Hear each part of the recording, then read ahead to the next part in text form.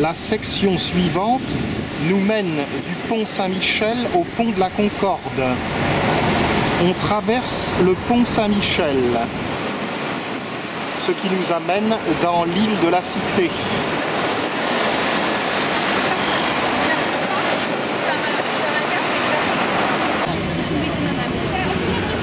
La partie est de l'île de la Cité dépend du 4e arrondissement.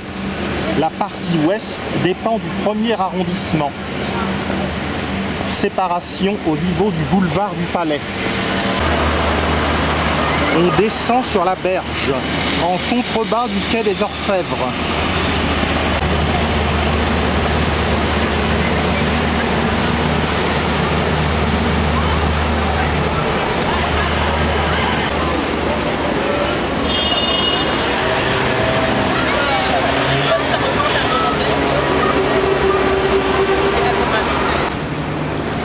En bas de l'escalier, on remarque une échelle d'étiage de plus de 5 mètres.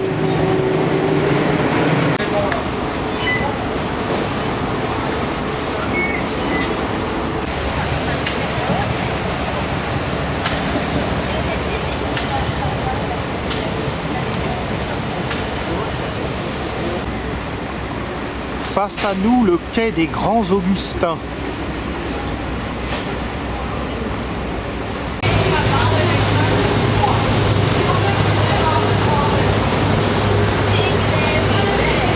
Le pont Neuf apparaît face à nous.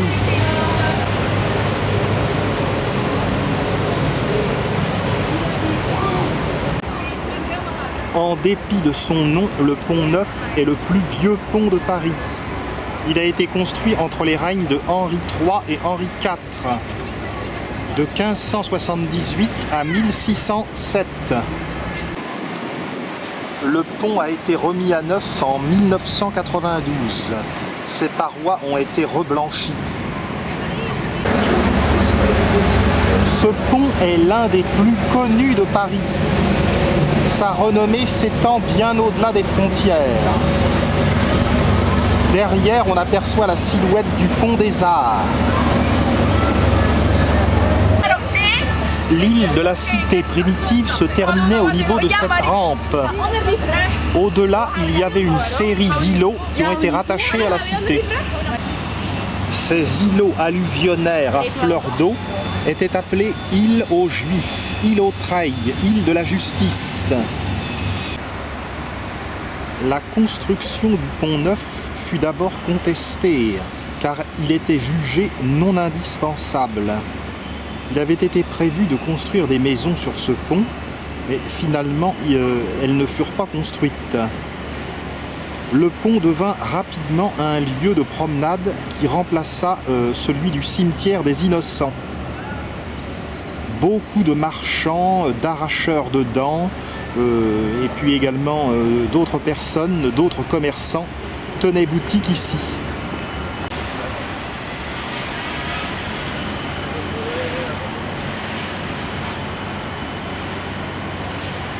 On aperçoit sur le pont des têtes, des mascarons, dont une partie est due à Germain Pilon. Ces têtes sont au nombre de 384. Et parmi celles-ci, mais il faut la trouver, il n'y en a qu'une de féminine.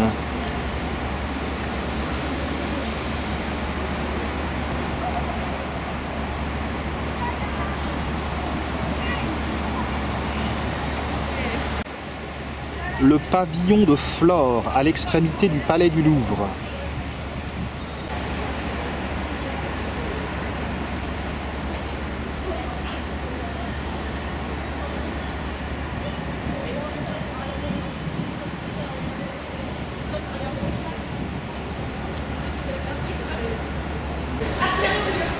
En amont, rive gauche, on aperçoit le clocher de l'église Saint-Séverin. Les mascarons vus de près.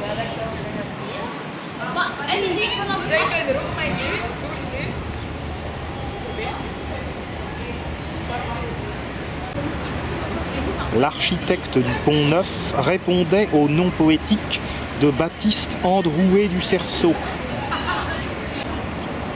Nous parvenons à une grille qui marque l'entrée dans le square du Vert-Galant, qui occupe la pointe aval de l'île de la Cité. Le square du Vert-Galant, 1600 mètres carrés, constitue une halte heureuse pour le promeneur. Il occupe une des parties de l'ancien îlot de l'île des Juifs.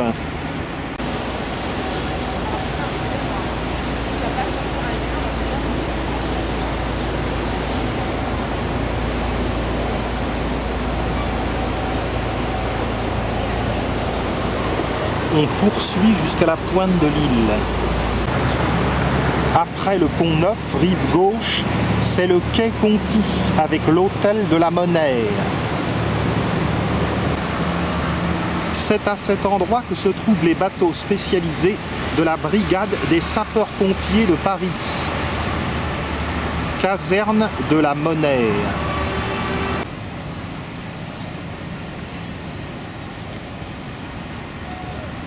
Après l'hôtel de la Monnaie se trouve le palais de l'Institut, avec la coupole de l'Académie française.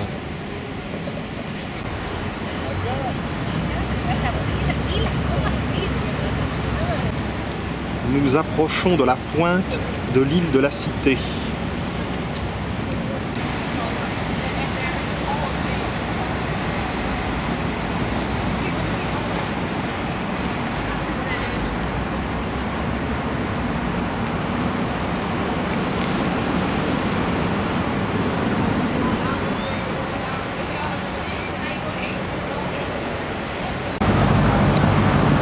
Nous voici à la pointe, avec un beau saule pleureur. Sur la rive droite, nous voyons le palais du Louvre. Caché par les arbres, la colonnade. Nous voyons un tunnel d'où sort la voie Georges Pompidou. En amont, la partie du pont Neuf qui va entre l'île de la Cité et la rive droite. L'immeuble de la Samaritaine est couvert de bâches. À la pointe, on aperçoit successivement le pont des Arts, puis le pont du Carrousel, puis le pont Royal. On aperçoit à droite le Grand Palais. On voit aussi le clocher de l'église Saint-Pierre de Chaillot.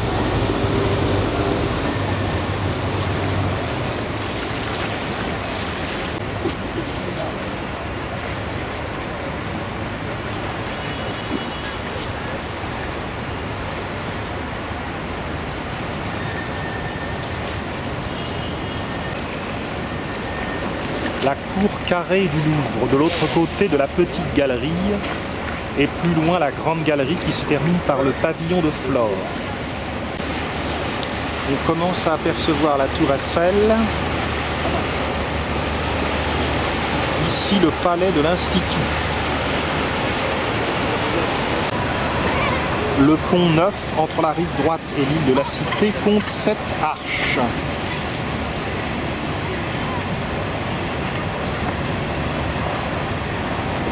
Revenons vers le square du Vert-Galant.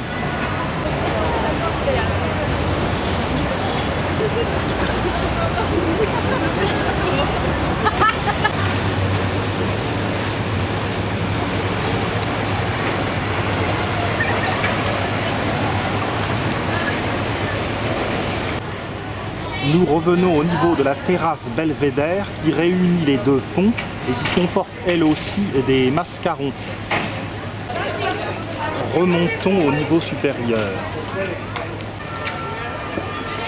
Le square du Vert-Galant a été aménagé en 1884.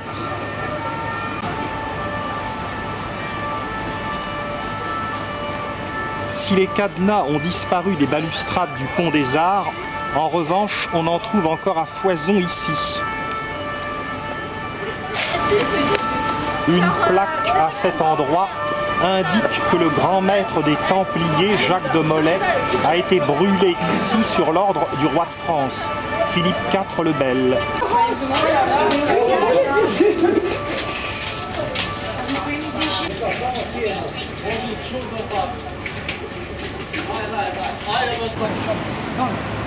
Il y a du métal à récupérer. Vue sur la colonnade du Louvre. Sur la terrasse se trouve la statue équestre de Henri IV, le roi vert galant. Elle a été érigée à la Restauration en 1818. Et l'on raconte que le sculpteur, qui était très fervent bonapartiste, avait mis des libelles anti-royalistes dans le ventre du cheval et une statue de Napoléon dans dans le bras du roi. Une première statue d'Henri IV avait été placée à cet endroit en 1614, mais elle fut bien sûr détruite à la Révolution française.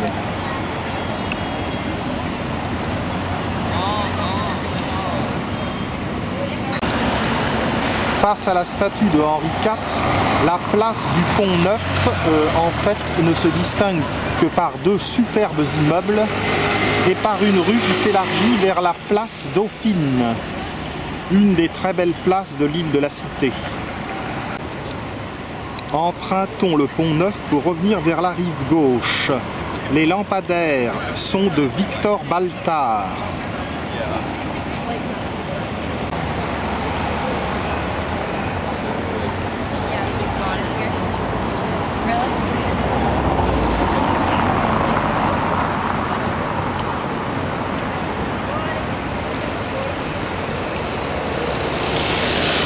Ces lampadaires datent de 1850.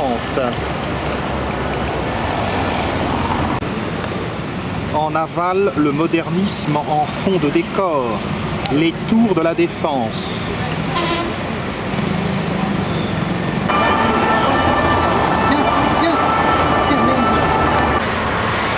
Rive gauche, un immeuble avec un porche.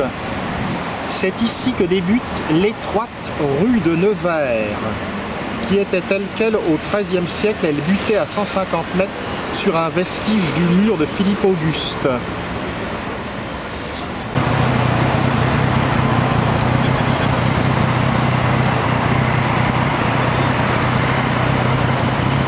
Le quai de Conty au XVIIe siècle s'appelait quai de Nesle. Il a été tracé en 1662.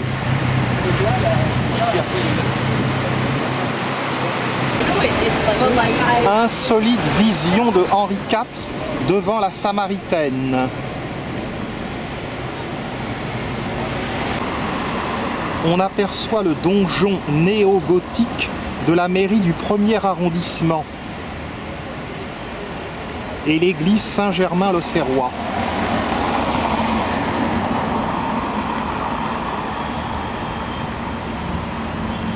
Empruntons le quai Conty.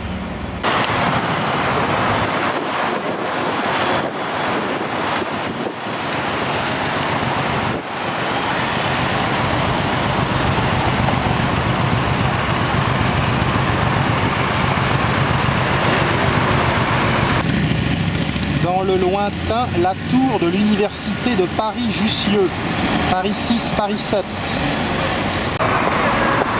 En s'approchant, on a une vue de la rue de Nevers, qui n'est vraiment pas large.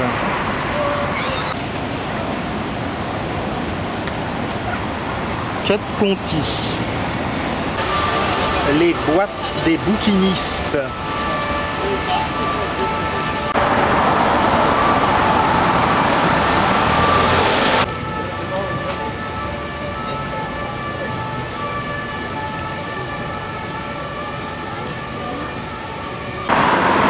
Au numéro 11, quai Conty, l'hôtel de la Monnaie. On admire ces 6 colonnes à chapiteaux ioniques. À cet endroit, on quitte le quai pour redescendre sur la berge.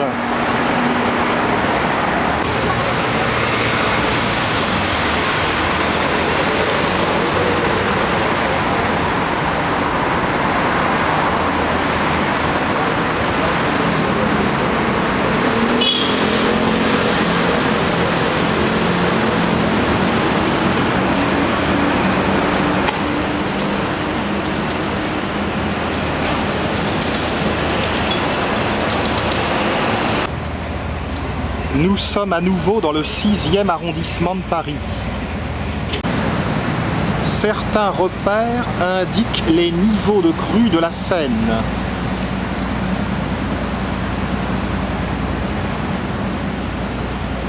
Et oui, 1910, c'était tout en haut. L'occasion de voir de près le bateau-pompe des sapeurs-pompiers de Paris. Bâti en 1777 sur l'emplacement des grands et petits hôtels de Conti, l'hôtel de la Monnaie abrite non seulement le musée de la Monnaie, mais également des ateliers de fabrication de médailles et également de monnaies et de métaux précieux. Nombreuses commandes de l'étranger. La pointe de l'île de la Cité avec son saule pleureur.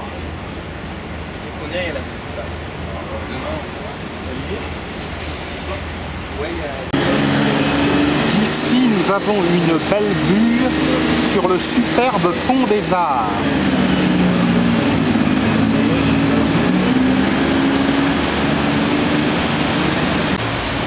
C'est à l'endroit où le quai s'incurve avant le pont des Arts que se trouvait au Moyen-Âge la célèbre tour de Nesle, où la princesse Marguerite de Bourgogne, épouse du futur roi Louis X le Hutin, menait une vie de débauche avec ses sœurs Blanche et Jeanne et les frères Philippe et Gauthier d'Aulnay. Emprisonnée aux Andelys à Château-Gaillard, Marguerite de Bourgogne fut ensuite étranglée. La tour de Nesle, rive gauche, faisait face à la tour du Coin, rive droite. Elles étaient reliées par la muraille de Philippe Auguste. Le pont des Arts où nous arrivons était primitivement en fonte. Il datait de 1804 et avait 9 arches. Il a été reconstruit en 1984 en acier et il ne comporte que 7 arches. Les touristes accrochaient des cadenas sur les balustrades, elles ont été enlevées pour cause de danger. Il y en a une qui était tombée dans la Seine. Heureusement, il n'y avait pas de bateau-mouche à ce moment-là. Si l'on a reconstruit le pont des Arts avec 7 arches au lieu de 9 primitivement, c'est que l'espace pour les bateaux était trop étroit. Et il y a eu ainsi de nombreux heurts avec des péniches en 1961, 1970, 1979, au point que le pont s'était effondré sur 60 mètres. Le nom de pont des Arts existait déjà dès 1804, indiquant en cela que le pont permettait d'accéder au Palais des Arts, musée du Louvre, que la Convention en 1793 désignait comme Muséum de la République. Elle y avait réuni les collections royales. En amont, le théâtre du Châtelet et la tour Saint-Jacques-la-Boucherie. La Samaritaine. Et en aval, le palais du Louvre s'étale sur une bonne longueur. En aval du pont des Arts, nous nous trouvons sur le port des Saints-Pères. Autrefois port du Recueillage et port Malaquais. C'est d'ailleurs le nom du quai au-dessus. Au-dessus, rive gauche, se trouve la rue des Saints-Pères, qui est une déformation du nom Saint-Pierre. Il y avait en effet en 1535 une chapelle Saint-Pierre dans le chemin qui est aujourd'hui la rue des Saints-Pères.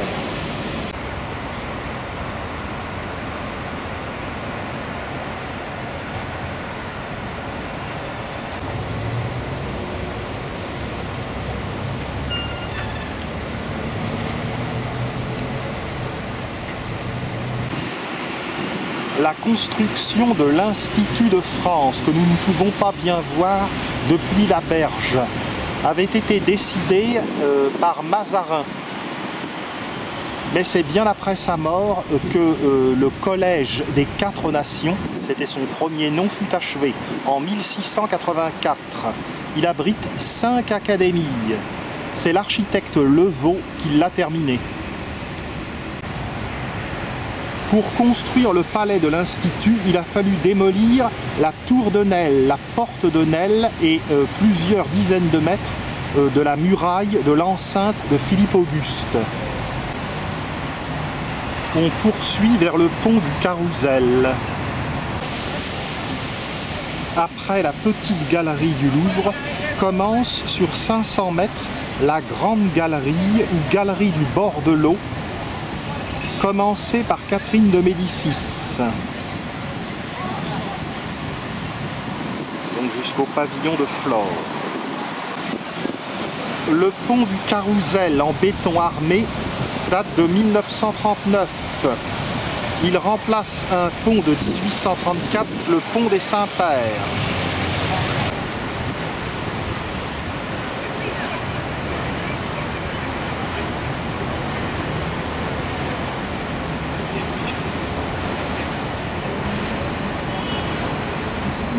Est-ce que Belphégor est toujours en activité?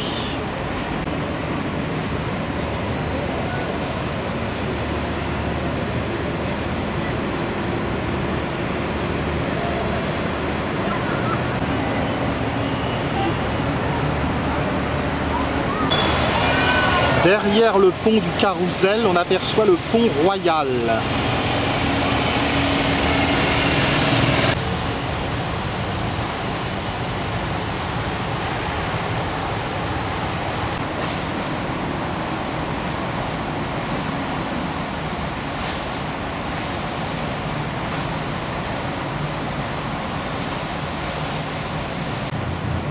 Initialement, le pont du Carrousel était plus en amont. Il a été reconstruit plus en aval pour être en vis-à-vis avec les 3 guichets du Louvre Sud qui ont été percés dans la Grande Galerie en 1857. Aux extrémités du pont, les pylônes d'éclairage, au nombre de 4, sont télescopiques. À la nuit tombée, ils s'allongent de 13 à 20 mètres. En regardant en amont, on aperçoit l'hôtel de ville, mais également l'église Saint-Gervais-Saint-Protais, qui est en réfection.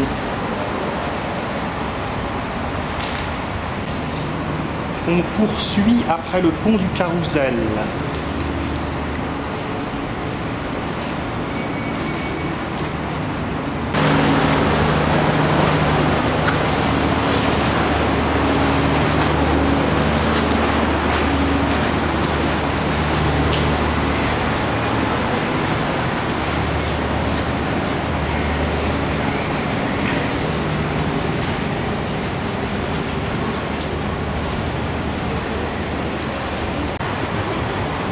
Après le pont du Carrousel, nous sommes à présent dans le 7e arrondissement, quartier Saint-Thomas d'Aquin.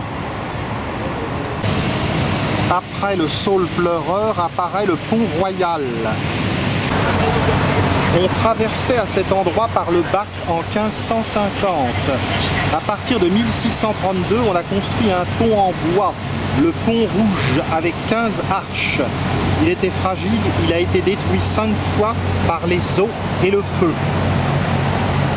Ce pont de pierre, lui, date de 1689. On l'appelle le pont Royal parce qu'il a été construit aux frais de Louis XIV par l'architecte Jules Hardouin-Mansart.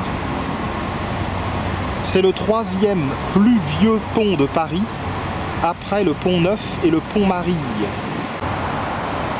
Allons bon, voilà que la mode des cadenas atteint les arbres. Nous sommes à l'extrémité du Louvre, devant le pavillon de Flore. La voie sur berge s'interrompt au niveau du pont Royal. Il est nécessaire de remonter sur le quai. En aval, nous apercevons la passerelle Solferino, ainsi que la silhouette du Grand Palais.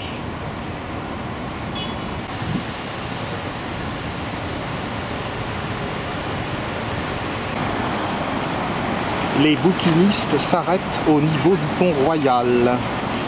Nous sommes sur le quai Voltaire. Le numéro 27 est la maison mortuaire de l'écrivain. Il y est mort en 1778. Et une plaque commémore son dernier séjour ici.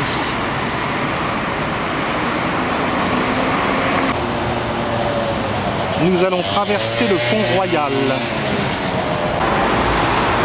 Le pavillon de Flore termine la Grande Galerie, mais il était également un des éléments du château des Tuileries incendié en 1871. La berge que nous avons quittée.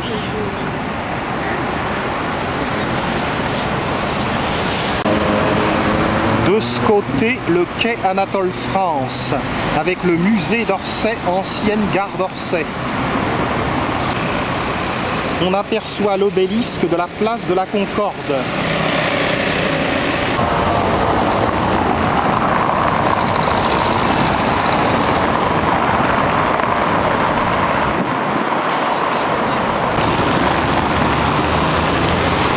Quai Voltaire.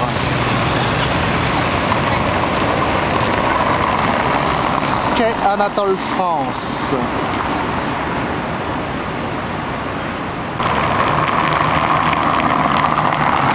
Le pont Royal est en dos d'âne. La coupole de l'Académie française à l'Institut de France. La cathédrale Notre-Dame de Paris. La flèche de la Sainte-Chapelle.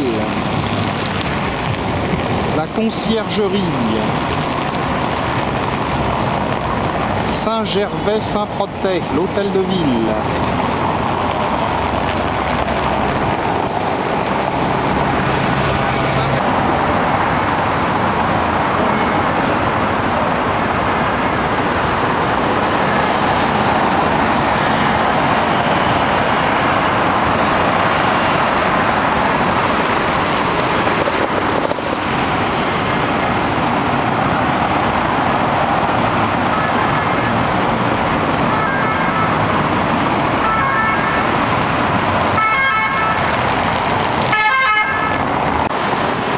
Belle vue à cet endroit sur le musée d'Orsay, ancienne gare d'Orsay et musée de l'art du 19e siècle, éblouissant à l'intérieur.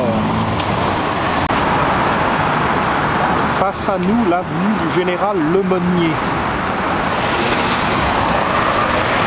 En face, la rue de Rivoli.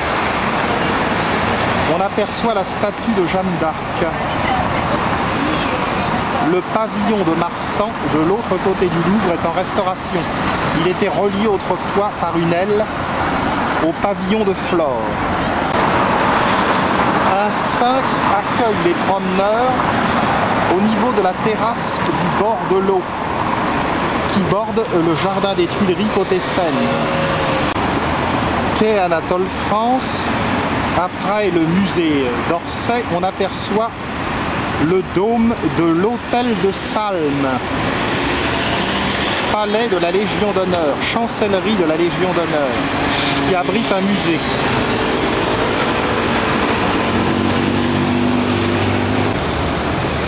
On descend sur la berge et on aboutit au port des Tuileries. Le port des Tuileries succède au port du Louvre. On se dirige vers la passerelle Solferino. Derrière celle-ci, on aperçoit deux clochers. À gauche, celui de l'église Saint-Pierre de Chaillot et, très pointu, la cathédrale américaine de Paris.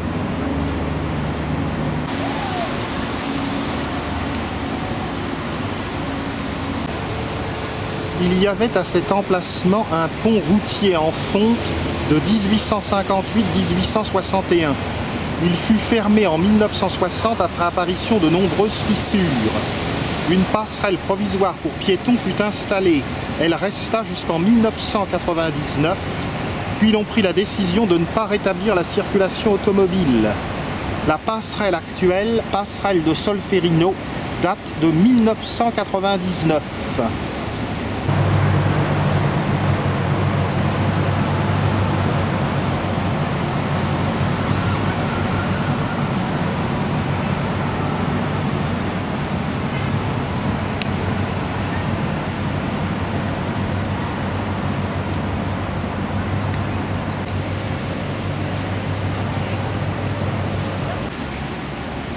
On aperçoit les flèches jumelles de l'église Sainte-Clotilde, l'hôtel de Salm.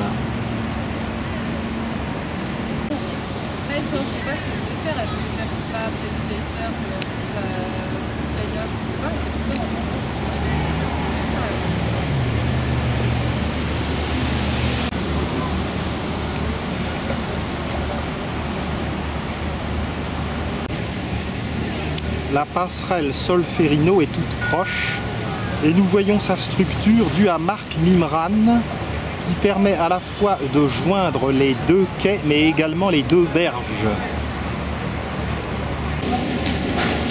La passerelle Solferino a été rebaptisée passerelle Léopold Sédar Senghor.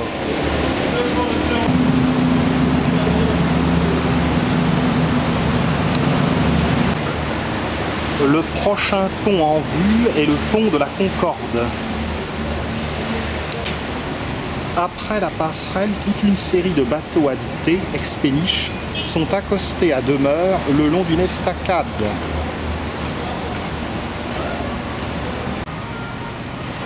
Nous sommes en contrebas du quai des Tuileries et nous abordons le port des Champs-Élysées.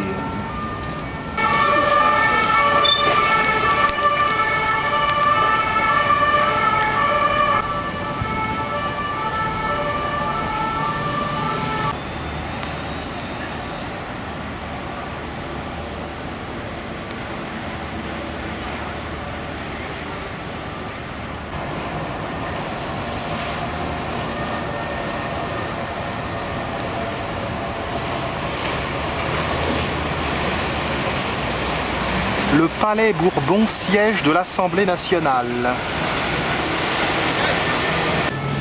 Nous sommes toujours en contrebas du quai des Tuileries.